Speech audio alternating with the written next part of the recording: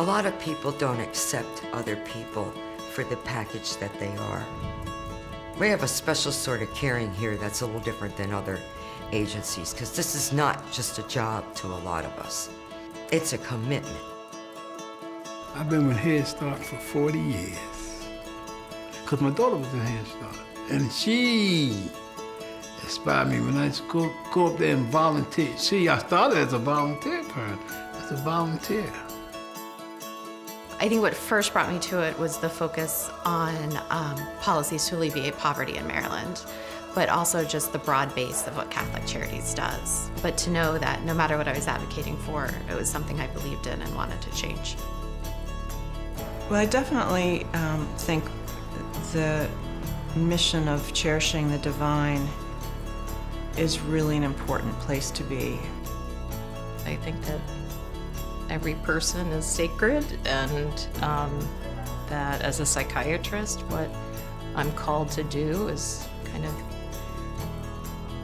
understand how important everyone's story is and how important it is to know and understand it.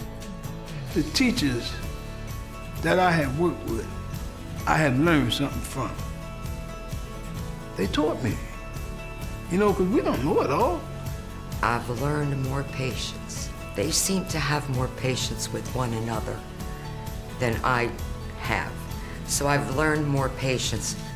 Well, I know my work on the trauma-informed care has really grown my ability to appreciate how trauma impacts just so many people all the time. I've also grown in understanding what it means to move to maybe a next step of healing. I think I have a better appreciation for really what integrity means. I kind of used to think it meant being honest and true to your values. But when you think about it being something that integrity means you do what you said you were going to do. You got to step up. A lot of people, oh, well, I don't think I can do that. Man, you got to step up. Catholic Charities is primarily a service organization, but we really take our charge from the last two values that we list, to teach and to work for justice. We're not just serving people. We're part of their life.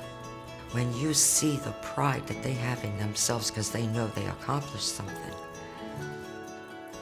to me, that's seeing a person's dignity, but letting them see it for themselves.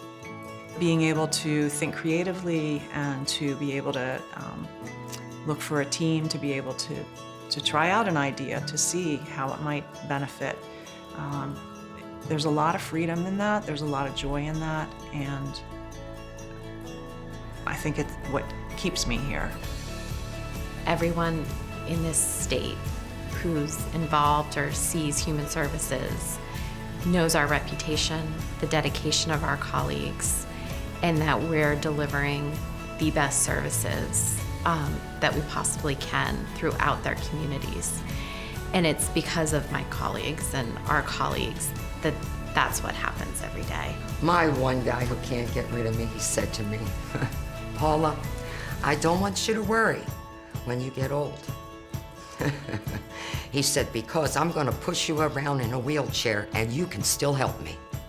You even teach the children who's not in your class, because those same children, they watching you. There's also just like incredible joy that comes from seeing how people can persist and strive to be better. So it's really inspiring. There's a lot of joy and fun and funniness in the people that we encounter. I feel strongly about the values, and to know that others recognize that within me is one of the highest honors, to be recognized by a colleague. The person told me, I said, John, you at that age where you can retire. I said, as long as there's children out there and I'm still willing to teach, I'll still be on the job. This is the most rewarding job anybody could ever have.